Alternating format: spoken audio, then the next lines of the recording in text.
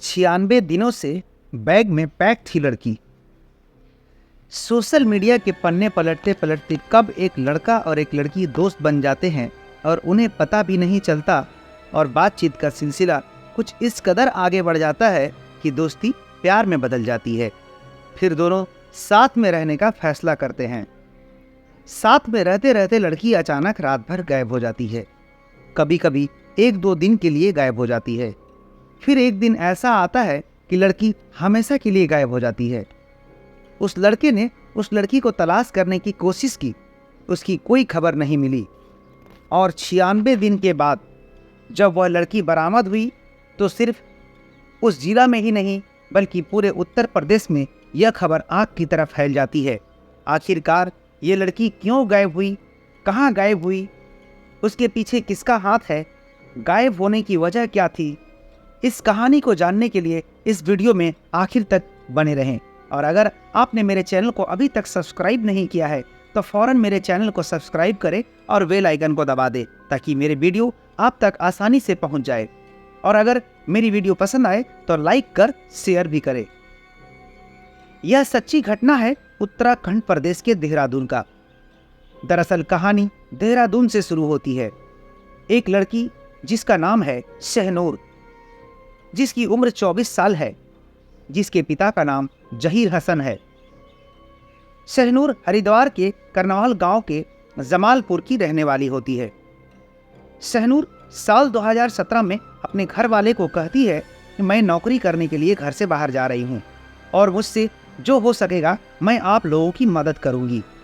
यह कहकर वह अपने घर से अपना कुछ सामान लेकर चली जाती है। वह देहरादून जाकर काम करने लगती है और उसे जो तनख्वाह मिलती है वह अपने घर भेज दिया करती थी। शहनूर हमेशा अपनी माँ से बातें किया करती थी। धीरे धीरे करके वक्त गुजरता चला जाता है। फिर साल 2018 आ जाता है और इसी तरह 5 साल बीत जाते हैं और अब 26 दिसंबर 2023 आ जाता है। 26 दिसंबर 2023 के बाद शहनूर और उसकी माँ की बात नहीं हो पाती है। तब शहनूर की माँ शहनूर की इस तरह अचानक से कांटेक्ट में नहीं आने से परेशान हो जाती है और आखिर मेरी बेटी इस तरह अचानक क्यों गायब हो गई, उसका फ़ोन भी बंद आ रहा है। फिर उसके 1-2 दोस्तों से कांटेक्ट करती है लेकिन कोई जानकारी हासिल नहीं होती है तो और भी ज़्यादा परेशान हो जाती है।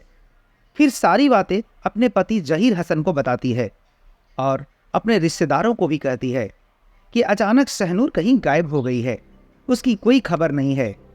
अपने पड़ोसियों को भी बताती है। तभी उनके रिश्तेदार उन्हें सलाह देते हैं कि आसपास के नेता से बात करते हैं और फिर वह आसपास के नेता से भी बात करते हैं। इतना ही नहीं, जहीर हसन अपने नज़दीकी पुलिस स्टेशन जाकर पूरे दिन वहां बैठकर अपनी बेटी की तलाश करने की गुहार लगाते हैं। नेता की भी मिन्नत समाजत करते हैं। इसी तरह लगातार अपनी बेटी को ढूंढने के लिए दरख्वास्त करते रहते हैं और इसी तरह 1 महीना गुजर जाता है। उन्हें अपनी बेटी शहनूर की कोई खबर नहीं मिलती है। शहनूर 26 दिसंबर 2023 को गायब हुई थी और अब 2024 आ गया लेकिन उसका कोई अता पता नहीं था। तभी 27 जनवरी 2024 को शहनूर की मां पुलिस स्टेशन जाती है और उनसे कहती है कि इतने दिन हो गए अभी तक मेरी बेटी की कोई खबर नहीं है। तो इस पर नज़दीकी पुलिस स्टेशन के पुलिस वाले कहते हैं ये मामला यहाँ का नहीं है बल्कि देहरादून का है, इसलिए आप इसकी तहकीकात देहरादून के पुलिस वालों से अगर करवाएं तो ज़्यादा बेहतर होगा।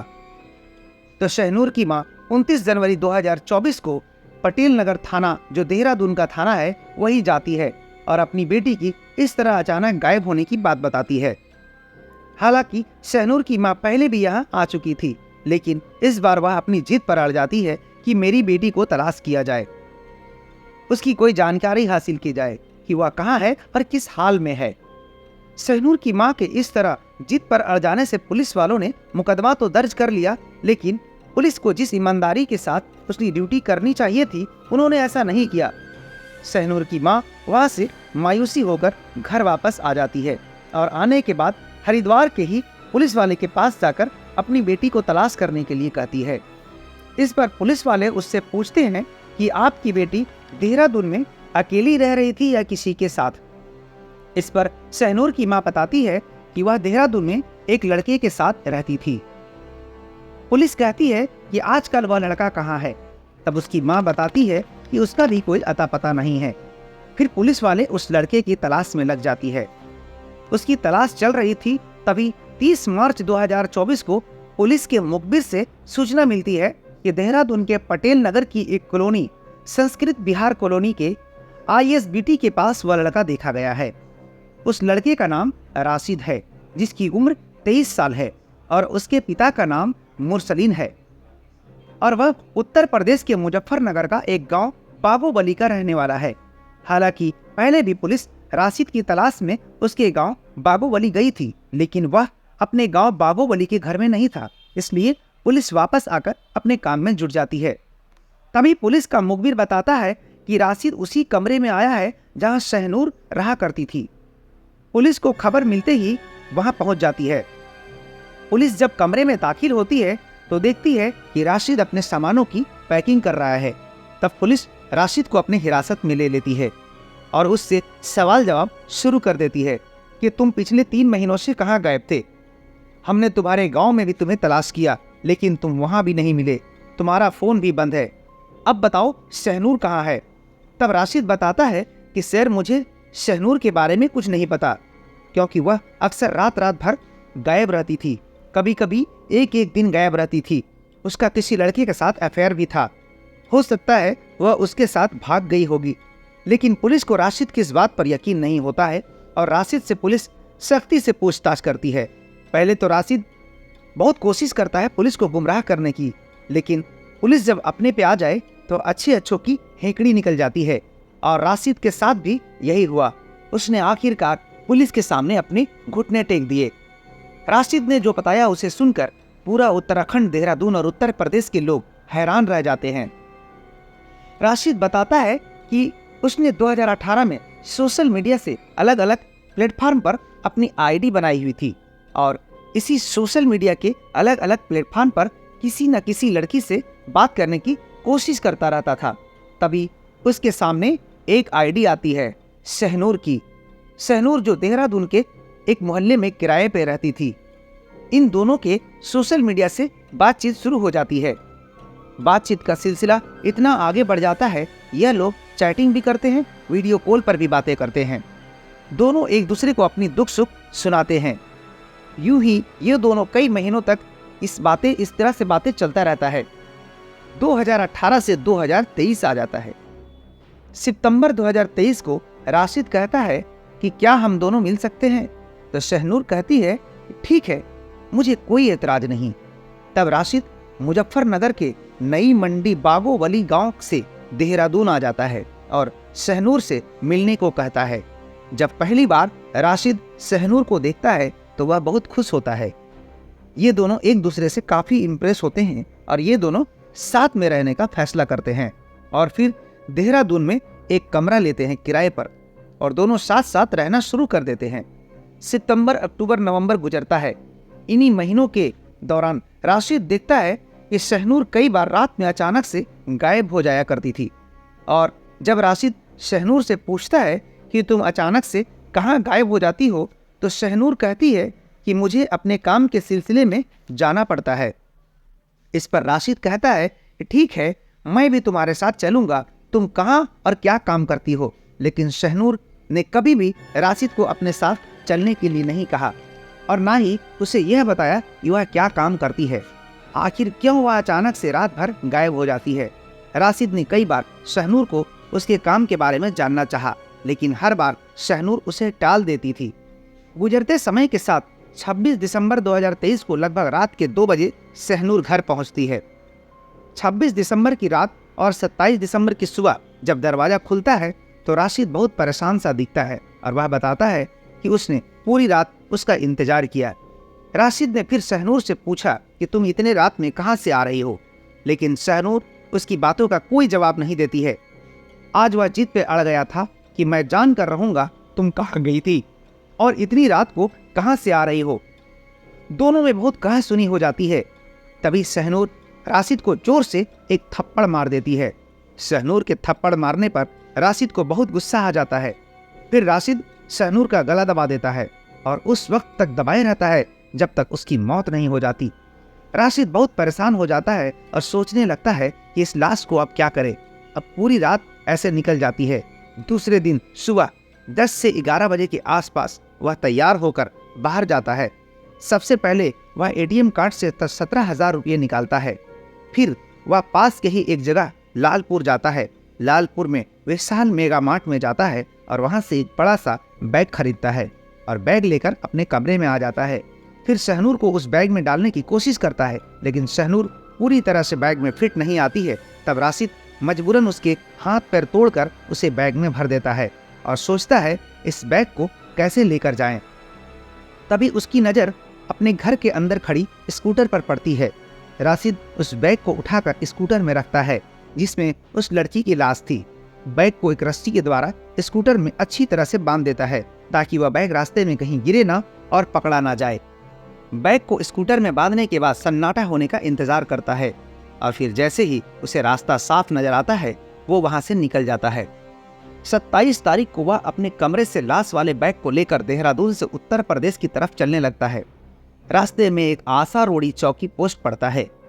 उस चेक पोस्ट को पार करने के बाद अब वह यूपी की सीमा में दाखिल हो जाता है और यहाँ चलते चलते सहारनपुर का एक बिहारीगढ़ इलाका पहुंच जाता है।